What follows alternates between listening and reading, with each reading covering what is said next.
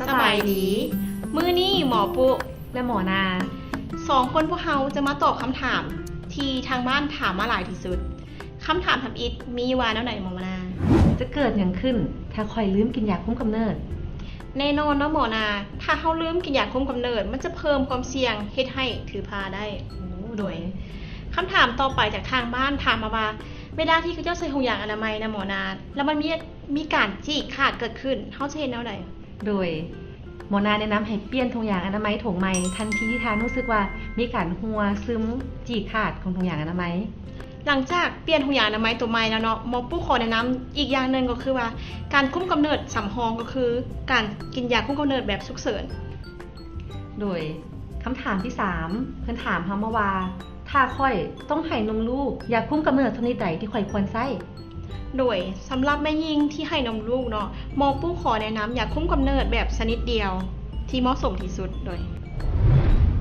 ทางบ้านถามมาอีกว่าการกินยาคุมกำเนิดกินแนวใดหมอนาโดย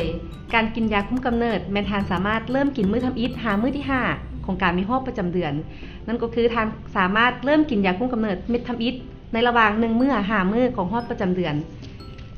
กินเม็ดทำอิฐแล้วก็กินไปตามลูกศรกิน1เม็ดทุกๆมื้อนาแนะนำให้กินในโมงเวลาเดียวกันของทุกๆมื้อเลยแต่เพิ่นยังถามมาอีกว่าแล้วคันกินยาคุมกำเนิดแล้วสิได้เป็นสิวบ่หมอปุ๊บ่ยาคุมกำเนิดบ่สามารถให้เกิดเป็นสิวได้หมอนา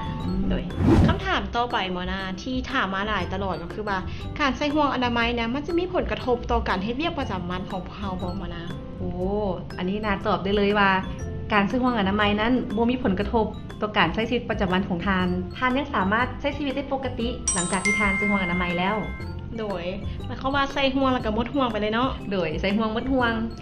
ขอขอบใจหลายๆสำหรับทุกๆคำถามที่ทุกคนถามมาเป็นประโยชน์หลายต่อการเรียนรู้ของพวกเราโดยและถ้าทานใดยังมีคำถามเพิ่มเติมอยากให้ทีมแพทย์ของพวกเราช่วยตอบก็แม่นสามารถเขียนคำถามฝากมาในลิงก์รูปนี้ได้เลย